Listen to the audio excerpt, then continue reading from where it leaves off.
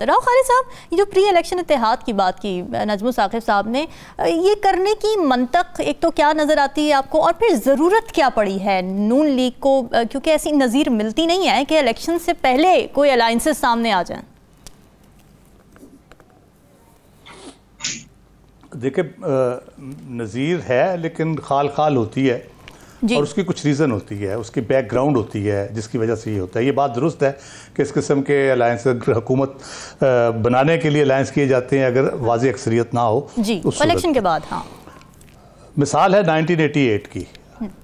1988 की वजह क्या थी? IJI बनी, 9 जमातों का इत्तेहाद हुआ, इलेक्टोरल इत्तेहाद था, इलेक्शन लड़ने के लिए हुआ था। एक निशान पे उन्होंने हल के निशान पे इलेक्शन लड़ा, एक झंडे पे इलेक्शन लड़ा जिस पे 9 सितारे बने हुए थे। उसकी वजह क्या थी? तकरीबन आप कह लें कि वो सिमिलैरिटीज़ बहुत हैं अब हम देखते हैं सूरत हाल को। अच्छा, वजह ये थी कि रानी शहीद वापस आई थी, पॉपुलैरिटी बहुत थी बेनज़ीर भुट्टो की, और वो इलेक्शन सारे सर्वे और सारी चीज़ें यही बता रही थी कि वो इलेक्शन स्वीप कर जाएंगी और जीत जाएंगी। तो उसको तोड़ करने के लिए, क्योंकि उस वक़्त वो बहुत ज़्यादा पसंद नहीं किया जाता था उनको, पाकिस्तान में ना एस्टेब्लिशमेंट पसंद करती थी, ना ओवरऑल जो पॉलिटिकल लॉट जितनी मौजूद थी पाकिस्तान के अंदर वो उनको बावजूद, क्योंकि उनके वालिद की तमाम सियासी जमातों से झगड़ा रहा था या उनके साथ वो समझते हमारे साथ ज्यादतियाँ की हैं उन्होंने, और उन्होंने तहरीक भी चलाई थी भुट्टो साहब को हटाने के लिए। जी। तो वो एक उनकी मुखासमत, सियासी मुखासमत चल रही थी पहले से, तो वो भी एक वजह थी। लेकिन असल वजह ये थी कि बेनज़ीर इक़्तिदार में ना आए, उसको रोकने के लिए इत्तेहाद बनाया गया। लेकिन MNA का इलेक्शन, जो नेशनल असेंबली का इलेक्शन थी, वो पीपल्स पार्टी जीत गई। और मुझे अखबार की सुर्खियां याद है, अगले दिन के बड़े बड़े बुर्ज उलट गए, यानी जो रवायती किस्म के सियासतदान थे, पीर पगड़ा साहब, ये इस किस्म के सारे फारिग हो गए थे उसमें इलेक्शन में। अभी एग्जैक्टली वही सूरत हाल है। अब मसला ये है कि PDM की बुनियाद थी जो बनने की, वो वही खतरा था जो अब भी मौजूद है कि वो हम देखते हैं जब गवर्नमेंट बन गई PDM की, उनके जो बयानात आए, इस किस्म की बातें उन्होंने की कि हमें ये हो जाता, अगर ये गवर्नमेंट रहती तो इस तरह हो जाता, फलां बंदा इस पोस्ट पे आ जाता, फलां उस पे हो जाता, हम सारे जेल में होते। वो खतरा था, उसके पेश नज़र उन्होंने हमने ये किया।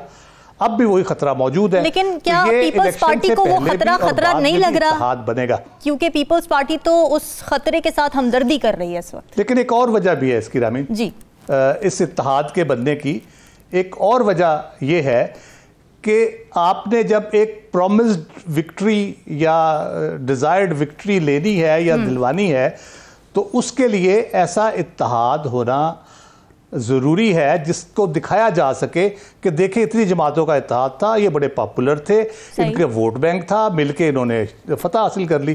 तो एक लॉजिकल उसको कंक्लूजन पे लेके जाना है आपने। नॉर्मल हालात में जो हम देखते हैं मे बी जेन्युइनली जीते, लेकिन अभी जो सूरत हाल नजर आती है उसमें यह है कि इंडिविजुअल पार्टी उस तरह से ये नहीं जीत सकती। ठीक है, अब उसके लिए इनको इत्तेहाद जमातें इकट्ठी करनी है, एक IJI बनाने की ज़रूरत पड़ रही है।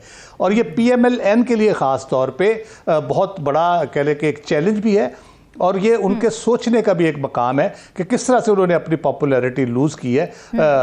और उसकी बुनियादी वजह यह है कि मियाँ साहब की जो गैर हाजिरी थी 4 साल किसी भी बहाने से या जेन्युइन रीज़न की वजह से, उसने सबसे बड़ा डेंट डाला है। उसके बाद जो दूसरा बड़ा इन्होंने गलती की, वो 16 माह की हुकूमत ऐसी सूरत हाल मिली जब वो कह रहे थे इकॉनमी का बेड़ा गर्क हो गया। अगला स्टेप जो है वो, जब गवर्नमेंट अगर बन भी जाती है तो आगे चल के ये मुआशी सूरत हाल के हवाले से क्या स्टेप्स ले सकते हैं। अभी जो सूरत हाल है जिसमें मुआशी इशारिये बेहतर होते नज़र आ रहे हैं, चीज़ें बेहतरी की तरफ जा रही हैं, एक पॉलिसी लेवल पॉलिसी डिसीजंस हुए हैं, क्या ये उनको आगे चेंज कर सकेंगे? ठीक है, इस मामले में तो ये कुछ नहीं कर पाएंगे, और यही सबसे बड़ा चैलेंज है। तो फिर इनको हुकूमत किस लिए लेनी है? इसीलिए लेनी है कि वो जो पार्टी है जिसके होते हुए इनको मसला था और जिसके दोबारा आने से इनके लिए प्रॉब्लम्स क्रिएट हो सकती हैं, उसका रास्ता रोकना है। इसलिए जिस तरह भी होगा तो ये हुकूमत लेंगे। तो वो एक शेर पे मैं ख़त्म करूंगा, ये सारा कंक्लूड करूंगा कि ये जो लाहौर से मोहब्बत है, ये किसी और से मोहब्बत। वाह। राव खालिद साहब, मैकेवेलियन सियासत की बात की डॉक्टर साहब ने। मैकेवेलियन सियासत के लिए तो आसिफ अली जरदारी साहब मशहूर थे। वो अब क्या उनके साथ कोई हाथ हो गया है, एश्योरेंसेस नहीं मिली हैं, क्या हुआ है? और फिर ये बयान बिलावल भुट्टो का कि किंग्स पार्टीज तो आती रहती हैं, नून लीग को उन्होंने किंग्स पार्टी कह दिया है। वो कह रहे हैं कि वही हाल होगा जो 2008 में हुआ था। आप किस तरह से देख रहे हैं स्टेटमेंट को? क्या अभी भी कोई उम्मीद है उन्हें? बिल्कुल दुरुस्त कहा डॉक्टर साहब ने। और लेकिन एक चीज़ हम ये भी देखते हैं अपनी हिस्ट्री में कि जब किसी ने चाहे गलत या सही या आवाम को बेवकूफ़ बनाने के लिए कोई नज़रिया या उसकी बुनियाद पे कुछ सियासत की, उसको सपोर्ट भी मिली है। भुट्टो साहब का फिनोमेना हम देखते हैं, अभी पीटीआई में हम देखते हैं। तो ये बहरहाल लोग माइल होते हैं नज़रिए की तरफ, लेकिन इलेक्शन जो हमारे होते हैं उनके नतायज उस नज़रिए की सियासत को सपोर्ट नहीं करते। तो ऑब्वियसली फिर पार्टीज़ के लिए ऑप्शन क्या है, वो देखते हैं कि किस तरह से जीता जा सकता है। अलायंस बना के जीता जा सकता है, हाँ। किसी खास इत्तेहाद में जाके जीता जा सकता है, किसी खास स्पोर्ट से जीता जा सकता है। वो फिर जाहिर वही सहारे भी ढूंढते हैं और अलायंसेस भी बनाते हैं उस तरह से। जहाँ तक सिंध की पॉलिटिक्स की बात है, ये रूरल और अर्बन का बड़ा अच्छा डॉक्टर साहब ने फरमाया। जो रूरल एरियाज है ना, अगर जीडीए के साथ पीएमएलएन का इत्तेहाद हो जाता है तो मेरा ख्याल है पीपल्स पार्टी के लिए खासी मुश्किल हो जाएगी वहाँ पे, क्योंकि अर्बन में एमक्यूएम का इन्फ्लुएंस है, लेकिन उतना नहीं है जितना किसी ज़माने में होता था। अगर उसका वोटर वापस आता है इस बुनियाद पे कि शायद एमक्यूएम को गवर्नमेंट में हिस्सा मिलने जा रहा है या हुकूमत बना अगली जो बन रही है उसमें एमक्यूएम भी हिस्सा होगी, उस बुनियाद पे अगर कोई उनको सपोर्ट मिल जाती है ठीक है, वरना बुनियादी तौर पे जमात इस्लामी और पीटीआई का जो अगर इत्तेहाद वहाँ पे हो जाता है अर्बन एरियाज़ में, तो वो मेरा ख्याल है ज़्यादा इफेक्टिव होगा अगर उनको खुल के खेलने का मौका दिया गया।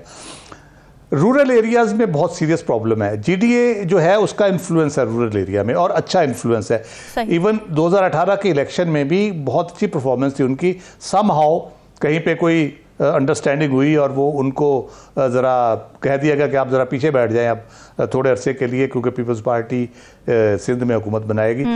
अदरवाइज वो इफ़ेक्टिव हैं। वो अलायंस ज़्यादा नुकसान पहुंचाएगा पीपल्स पार्टी को, क्योंकि पीपल्स पार्टी की जितनी कंस्टिट्यूंसीज में इन्फ्लुएंस है वो सारा रूरल एरियाज हैं। उसमें शहरी इलाकों में उनका उस तरह से कुछ शक्कर में है, थोड़ा बहुत उस तरह से नहीं है। अगरचे कराची में मेयर शेयर बनाने में कामयाब हो गए, लेकिन वो वाला इन्फ्लुएंस वहाँ पे भी नहीं है उनका। तो आप देखते हैं पिछले इलेक्शन में लियारी से बिलावल साहब हार गए थे, जो गढ़ होता था किसी जमाने पीपल्स पार्टी का।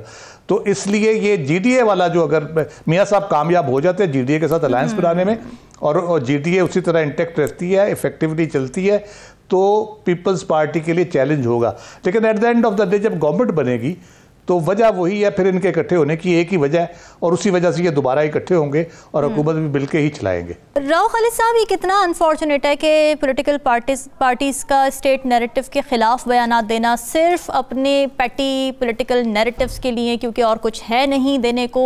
आप क्या समझते हैं इस वक्त निगरान हुकूमत ज़ाहिर है उसकी अंडर ये सब कुछ किया जा रहा है, वो क्या किरदार अदा कर सकती है कि पॉलिटिकल स्टेक्स को भी मिला ले साथ, उनको बिठाए जी समझाएं ये चल रहा है ये?